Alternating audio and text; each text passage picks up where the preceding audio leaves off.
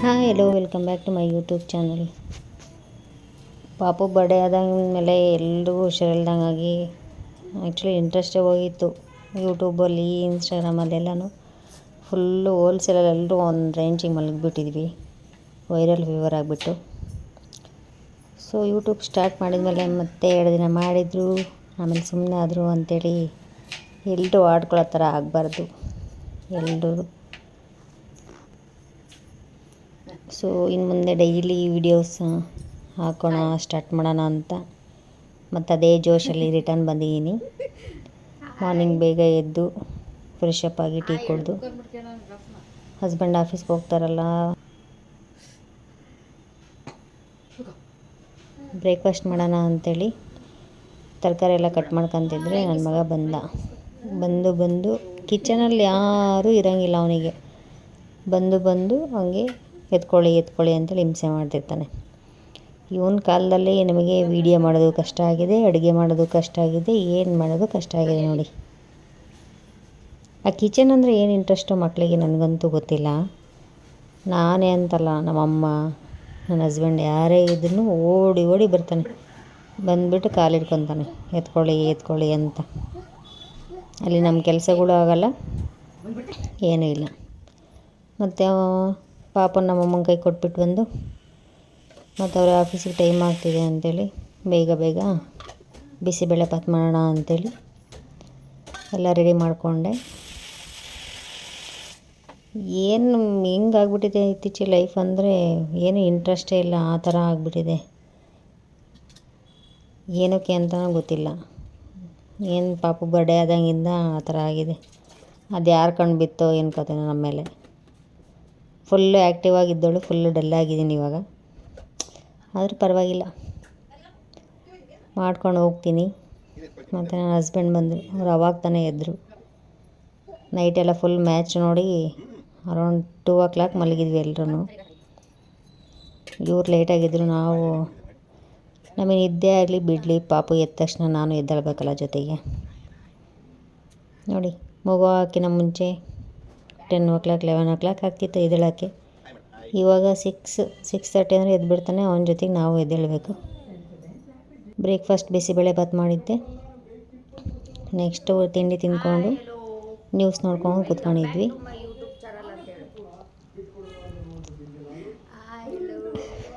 Selfie stick ತೊಗೊಂಡು video ಮಾಡಿ ಅಂತ ಅದು ಇದು ಅಂತ ತೋರಿಸ್ತಾನೆ ಕೂತ್ಕೊಂಡು.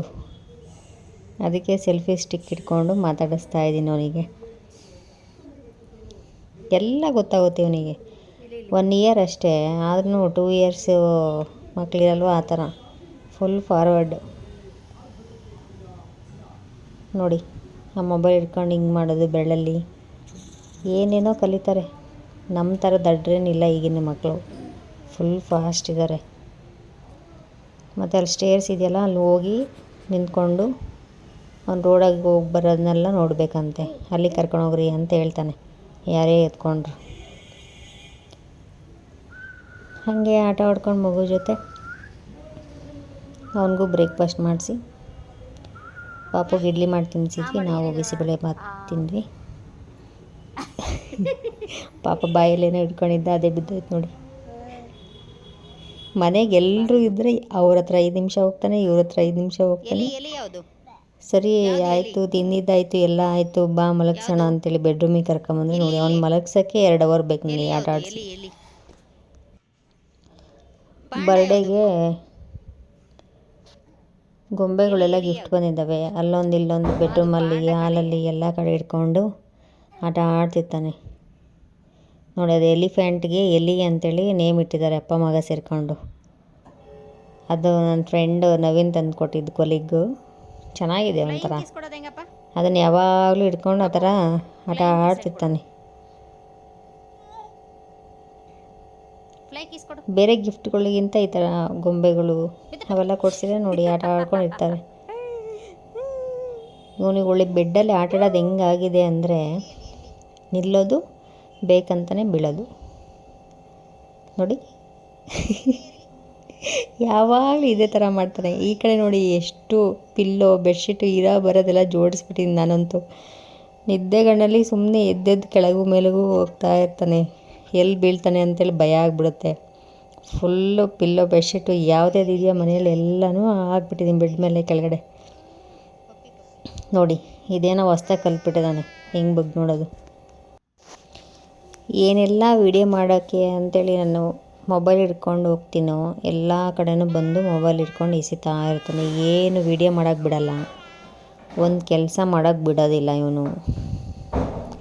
ನನ್ನ ಮಗ ಮಾತ್ರ ಹಿಂಗೇನಾ ಇಲ್ಲ ಎಲ್ಲ ಮಕ್ಕಳು ಇದೇ ಥರ ಇರ್ತಾವ ಅಂತ ಡೌಟ್ ಆಗಿಬಿಟ್ಟಿದೆ ನನಗೆ. ಇನ್ನೂ ಫುಲ್ಲು ಓಡಾಡೋಕ್ಕೆ ಬರೋಲ್ಲ. ಇನ್ನೂ ಫುಲ್ಲು ಓಡಾಡೋಕ್ಕೆ ಬಂದರೆ ಇನ್ಯಾವ ಥರ ಇರುತ್ತೆ ಮನೆ ಪರಿಸ್ಥಿತಿ ಹೇಳಿ. ಮೊನ್ನೆ ನಮ್ಮ ಅಮ್ಮನ ಮೊಬೈಲ್ ಹೊಡೆದಾಕಿದ್ದಾನೆ ಇವನು ನೋಡಿ. ಒಂದು ಸೆಕೆಂಡ್ ಸುಮ್ಮನೆ ಕೂತ್ಕೊಳ್ಳೋದಿಲ್ಲ. ಮತ್ತು ನೋಡ್ದವರಿಗೆ ಏನು ಬ್ಯುಸಿ ಇರ್ತಾರಪ್ಪ ಇವರು ಅಂತ ಅನಿಸುತ್ತೆ. ಕೊನೆಗೂ ಅಂತೂ ಇಂತೂ ರೆಡಿಯಾಗಿ ಸೆಕೆಂಡ್ ಶಿಫ್ಟ್ ಡ್ಯೂಟಿ ಇತ್ತು. ಸೊ ಡ್ಯೂಟಿಗೆ ಹೊರಟೆ.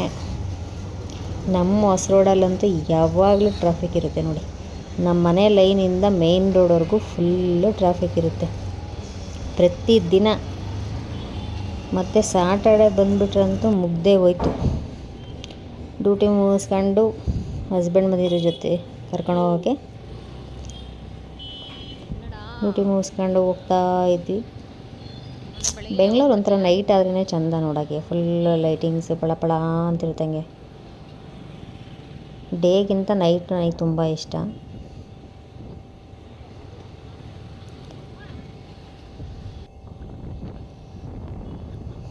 ಫೈನಲಿ ಮನೆಗೆ ಹೋಗಿ ಫ್ರೆಶ್ ಅಪ್ ಆಗಿ ಅಷ್ಟೊತ್ತಿಗೆ ಅಮ್ಮ ಆಲ್ರೆಡಿ ಊಟ ಮಾಡಿಸಿರು ಪಾಪುಗೆ. ನೋಡಿ ರೀಸೆಂಟಾಗಿ ನನಗೆ ಈ ತಮಿಳ್ ಮೂವಿಯಲ್ಲಿ ಒಂದು ಸಾಂಗ್ ಇಷ್ಟ ಆಗ್ಬಿಟ್ಟಿದೆ. ಅದೊಂದು ಸಾಂಗ್ ಹಾಕಿದ್ರೆ ಡ್ಯಾನ್ಸ್ ಮಾಡ್ತಾ ಇದ್ದ ನೋಡಿ, ಎಷ್ಟು ಚೆನ್ನಾಗಿ ಕಿಸ್ಕೊಡ್ತಾನೆ.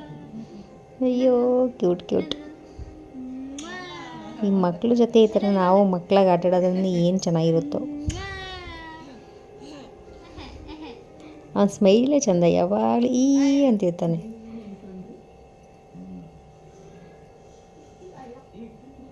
ಮತ್ತು ಸ್ಟಿಕ್ಕರ್, ಈ ಥರ ಸ್ಟಿಕ್ಕರ್ ಯಾವಾಗಲೂ ತೆಗಿತಾ ಇರ್ತಾನೆ ನಮ್ಮ ಅಮ್ಮಂದು ನಂದು. ಅದೇನು ಇಂಟ್ರೆಸ್ಟೋ ನನಗೆ ಗೊತ್ತಿಲ್ಲ. ನೋಡಿ ಯಾರಿಗೂ ಊಟ ಮಾಡೋಕ್ಕೆ ಬಿಡೋದಿಲ್ಲ, ಎಲ್ರಿಗೂ ಹೋಗಿ ಡಿಸ್ಟರ್ಬ್ ಮಾಡೋದು. ಹೊಸದಾಗಿ ಏನೇನೋ ಕಲಿತದ ಇವನು. ಇಲ್ಲಿ ನೋಡಿ ಇಬ್ಬರು ಹೆಂಗೆ ಡ್ಯಾನ್ಸ್ ಮಾಡ್ತಾರೆ ನೋಡಿ.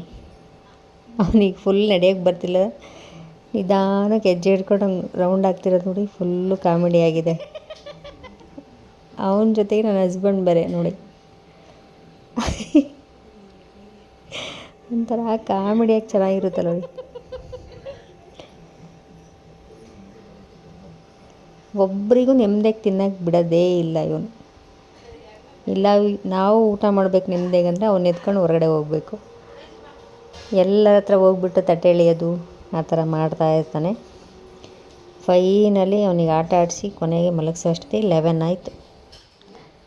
ಈ ವಿಡಿಯೋ ಇಷ್ಟ ಆದರೆ ಲೈಕ್ ಮಾಡಿ, ಶೇರ್ ಮಾಡಿ. Thank you.